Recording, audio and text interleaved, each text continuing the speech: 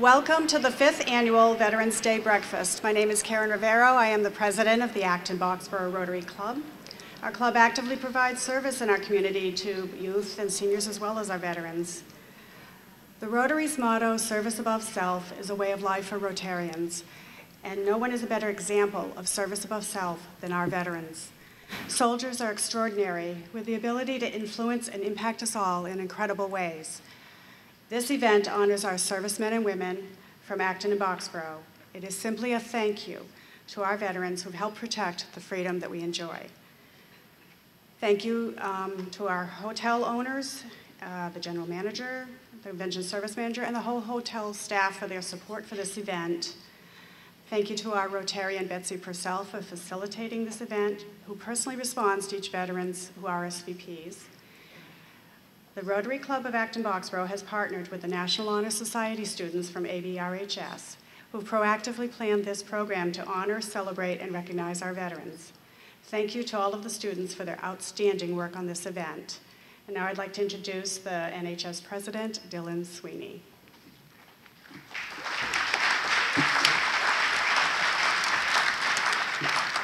Hi, thanks for coming.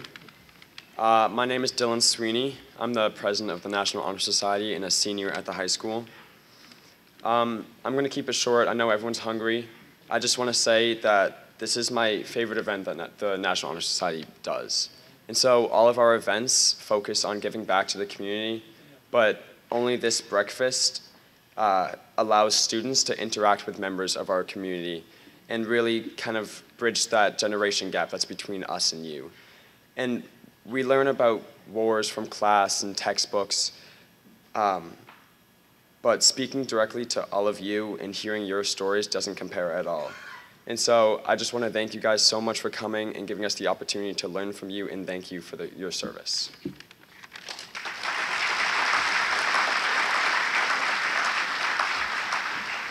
Now, if you are able, will you please rise and join me in our Pledge of Allegiance?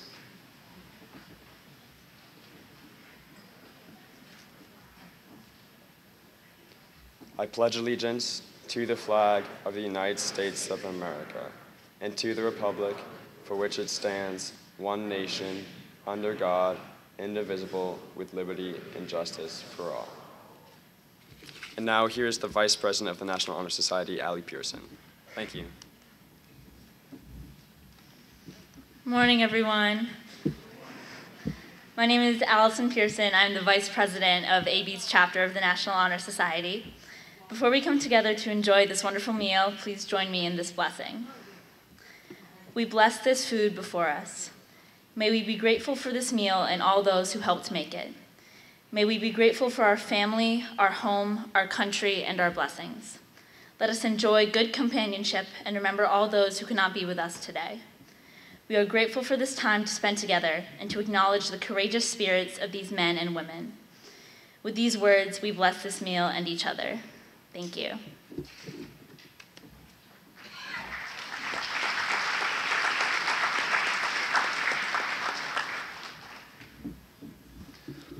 Hello, my name is Jack Gardner. As you enter the room, you may have noticed a special table. It is reserved to honor our missing men.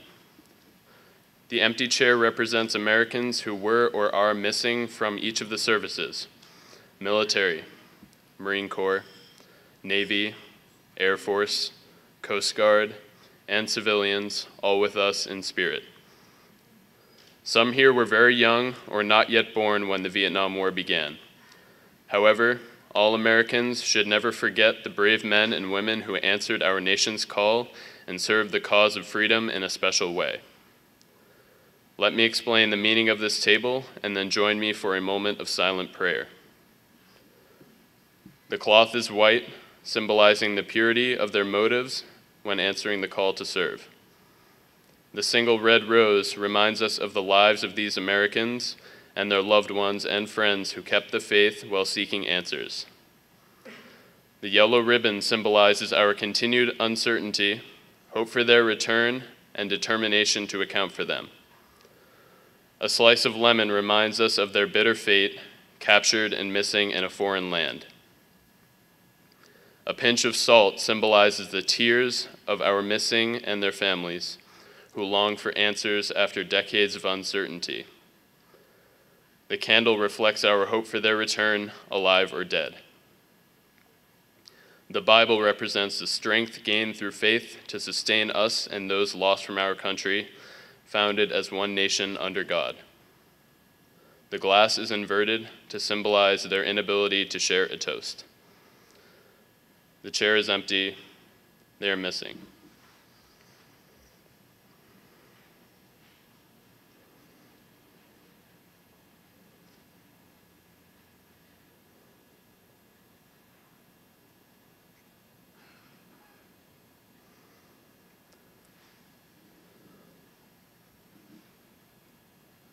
Let us now raise our water glasses in a toast to honor America's prisoners of war and those missing in action, to the success of our efforts to account for them, and the safety of all now serving our nation.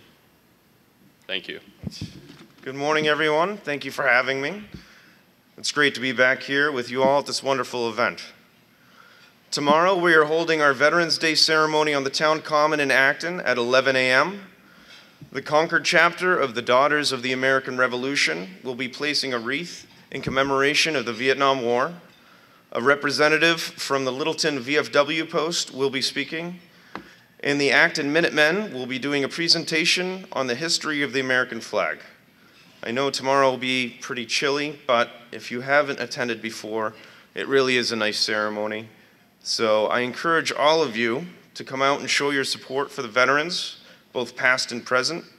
The ceremony usually lasts about 45 minutes, and there will be about a dozen seats available for those who may not wish to stand for the duration. At last year's breakfast, I had spoken about service-connected disability claims for hearing loss and tinnitus. Tinnitus being the ringing in the ears that doesn't have to be constant. The weeks following that breakfast, a good number of veterans contacted me inquiring further about this benefit. Since this time last year, 11 Acton veterans I assisted in submitting a claim received an award from the VA for hearing loss and tinnitus. That's 11 veterans who are now eligible for free hearing aids and batteries for life. That's 11 veterans who now have a 10% VA disability, awarding them $133.57 every month, tax exempt, with a 2% increase coming this January. And of those 11 veterans who own their own property, they now receive a $400 annual property tax exemption. And I wouldn't be surprised if most of those veterans are here today, and if you are here, please spread the word about how relatively simple this process was.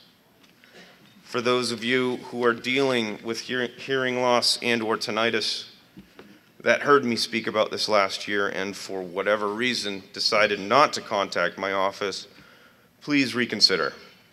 I feel you may be missing out on a great benefit, a benefit that you've earned through your service. Having said that, please keep in mind that the VA will more than likely favor your claim for hearing loss if your job in the military exposed you to frequent loud noise. Infantry, tankers, artillery, engineers, anyone who worked in, on, or near aircraft, working on flight decks and runways are all examples of jobs where the VA will more than likely side in favor of the veteran. This is just one of many state and federal benefits you may be eligible for. So if you'd like to submit a claim or would like an overview of benefits, please contact my office. In closing, I'd like to thank Betsy Purcell and the Rotary Club, Mary Maddox and the high school students for letting me speak here this morning. This amazing event they've created has allowed me to reach out to all of you in a way that I couldn't have done otherwise. So thank you very much, and thank you all for your time.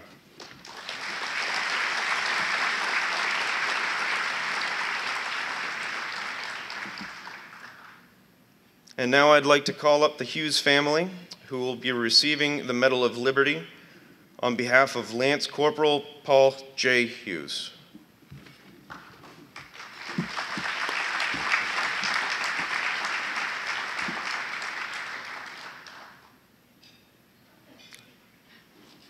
If we could also have Donald Morse come up, please.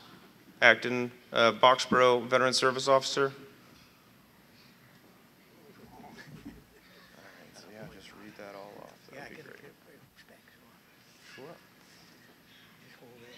Sure.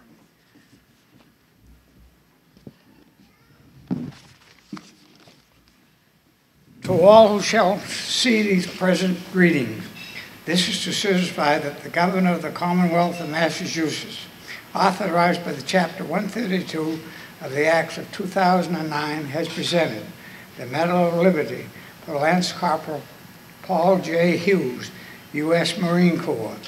Massachusetts General Law, Chapter 33, Section 67A. There shall be a Medal of Liberty which shall be awarded to the next of kin of servicemen and women from the Commonwealth killed in action or who died in service while in a designated combat area in the line of duty. Signed by Charles D. Baker, the Governor, and Gary W. Keel, Major General from the Adjutant General. Thank you very much.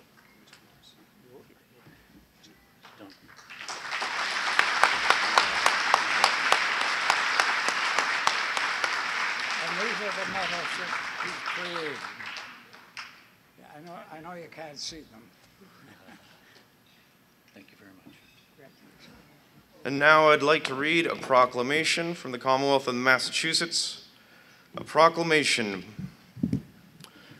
Whereas since the Commonwealth's colonial days, thousands of men and women have served our country in defense of freedom and liberty. And whereas on November 11th, 1918, armistice was signed in the forest of Compiègne by the Allied nations of Germany, ending in World War I.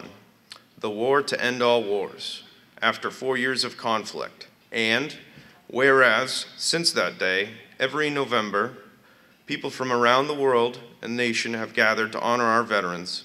And whereas, there are approximately 388,000 veterans living in Massachusetts. And whereas today, we are reminded of the great sacrifices and contributions our veterans have made to our country. And whereas, we honor and salute those who have served our country throughout the generations with honor, patriotism, and courage. And whereas it is appropriate that all Massachusetts citizens remember the bravery of those who served their country so that their dedication and sacrifices serve as a reminder of the cost of our freedom. Now, therefore, I, Charles D. Baker, Governor of the Commonwealth of Massachusetts, do hereby proclaim November 11th, 2017 to be Veterans Day. So we'd like to thank Governor Baker for sending this proclamation to us, and thank you again for having me.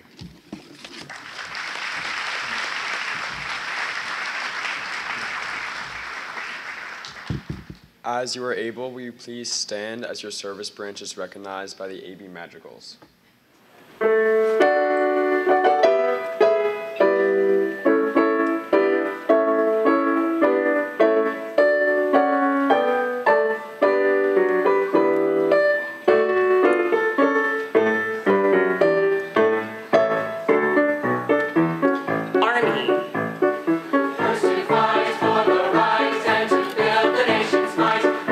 Army goes rolling along.